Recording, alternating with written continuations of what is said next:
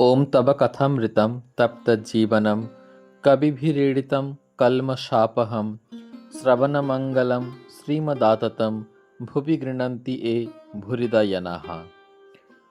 জন্মোৎসবে ভক্ত সঙ্গে। সন্ন্যাসীর কঠিন নিয়ম। বেলা প্রায় 8:30 বা 9টা। ঠাকুর আজ অবগাহন করিয়া গঙ্গায় স্নান করিলেন না। শরীর তত ভালো নয়। তাহার স্নান করিবার জল ওই পূর্বোক্ত বারান্দায় কলসি করিয়া আনা হইল। ঠাকুর স্নান করিতেছেন, ভক্তেরা স্নান করাইয়া দিল। ঠাকুর স্নান করিতে করিতে বলিলেন, এক ঘটি জল আলাদা করে রেখে দে। শেষে ওই ঘটির জল মাথায় দিলেন। ঠাকুর শ্রীরামকৃষ্ণ আজ বড় সাবধান, এক ঘটি জলের বেশি মাথায় দিলেন না। স্নানান্তে মধুর কণ্ঠে ভগবানের নাম করিতেছেন। শুদ্ধ বস্ত্র পরিধান করিয়া 2-1টি ভক্ত সঙ্গে দক্ষিণাস্য হইয়া কালীবাড়ির পাকা উঠানের মধ্য দিয়া মা কালীর মন্দিরের অভিমুখে যাইতেছেন। মুখে অবিরত নাম উচ্চারণ করিতেছেন। দৃষ্টি ফেলফেলে। ডিমে যখন তা দেয়, পাখির দৃষ্টি যেরূপ হয়। মা কালীর মন্দিরে গিয়া প্রণাম ও পূজা করিলেন।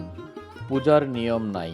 গন্ধপুষ্প কখনো মায়ের চরণে দিতেছেন, কখনো বা নিজের মস্তকে ধারণ করিতেছেন।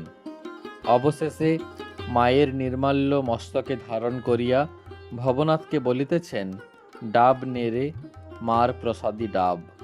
আবার পাকা উঠানের পথ দিয়া নিজের ঘরের দিকে আসিতেছেন, সঙ্গে মাস্টার ও ভবনাথ। ভবনাথের হাতে ডাব। রাস্তার ডান দিকে শ্রী শ্রী রাধাকান্তের মন্দির। ঠাকুর বলিতেন, বিষ্ণু ঘর।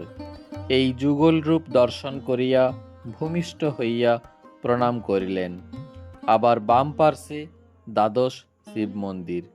সদা শিবকে উদ্দেশ্যে প্রণাম করিতে লাগিলেন।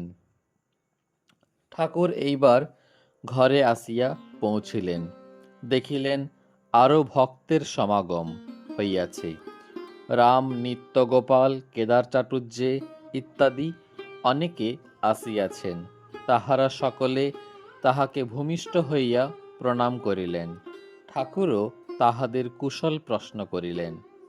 ঠাকুর নিত্যগোপালকে দেখিয়া বলিতেছেন, তুই কিছু খাবি? ভক্তটির তখন বালক ভাব। তিনি বিবাহ করেন নাই, বয়স 23-24 হবে। সর্বদাই ভাবরাজ্যে বাস করেন। ঠাকুরের কাছে কখনো একাকী, কখনো রামের সঙ্গে প্রায় আসেন।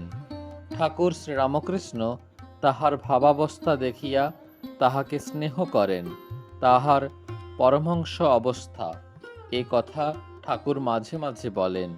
তাই তাহাকে গোপালের ন্যায় দেখিতেছেন। ভক্তটি বলিলেন, খাবো। কথাগুলি ঠিক বালকের ন্যায়। খাওয়ার পর ঠাকুর গঙ্গার উপর ঘরের পশ্চিম ধারে গোল বারান্দাটিতে তাকে লইয়া চলিলেন ও তাহার সহিত আলাপ করিতে লাগিলেন। একটি স্ত্রীলোক, পরম ভক্ত, বয়স 31-32 হইবে। ঠাকুর শ্রীরামকৃষ্ণের কাছে প্রায় আসেন ও তাহাকে সাতিশয় ভক্তি করেন।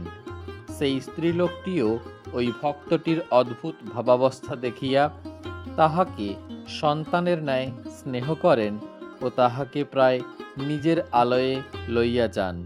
শ্রীরামকৃষ্ণ ভক্তটির প্রতি, সেখানে কি তুই যাস? নিত্যগোপাল বালকের ন্যায়, হ্যাঁ যাই, নিয়ে যায়।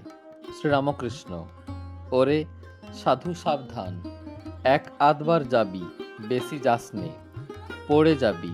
কামিনী কাঞ্চনী মায়া, সাধুর মেয়ে মানুষ থেকে অনেক দূরে থাকতে হয়।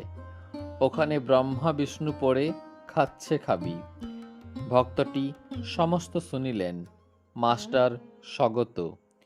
কি আশ্চর্য! এই ভক্তটির পরমহংস অবস্থা ঠাকুর মাঝে মাঝে বলেন। এমন উচ্চ অবস্থা সত্ত্বেও কি ইহার বিপদ সম্ভাবনা?